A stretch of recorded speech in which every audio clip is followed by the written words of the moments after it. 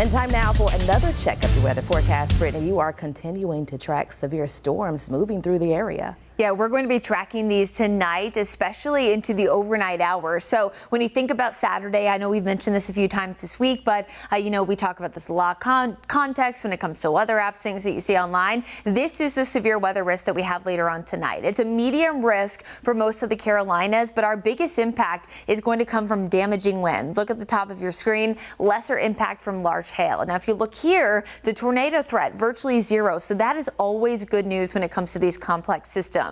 So our highest risk has shifted later and later. Now, will this impact the impacts that we see?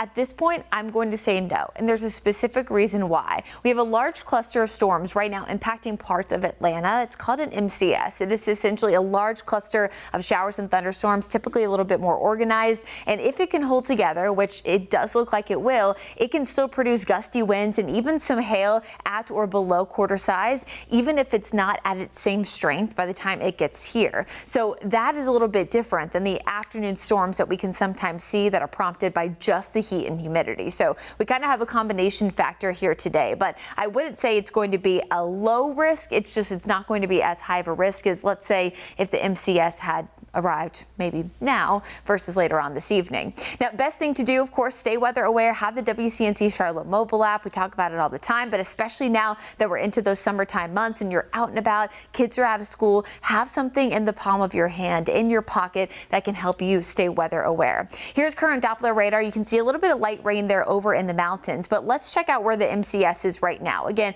pushing through the Atlanta area, now heading toward Athens and Gainesville. If you're familiar with this area, of course, Athens, where the University of Georgia is. Eventually, this will push likely just north of Augusta and then head into the upstate of South Carolina. Now, right now, the storm system is racing at about 50 miles an hour. If it were to stay on its current trajectory, it would be reaching the metro between about 9:45 that is, and 10:15. So again, much later on this evening. Now, there's a chance it could speed up and it could slow down. I'll be tracking it here in the Weather Center all night long as we continue to track those risks. So here's Futurecast. This is 9 o'clock. Again, you can see it pushing into those western parts here of our viewing area, eventually closer to the metro, again closer to 10, and it's pretty much out of here by 1 o'clock. Now, that doesn't mean that that entire 4-hour period we have a high risk of strong to severe storms, but prepare for gusty winds and again that large hail, which is classified as quarter size, if not a little bit lower. I do think the wind risk is truthfully going to be number one with this complex system. A little bit of light rain possible heading into tomorrow morning,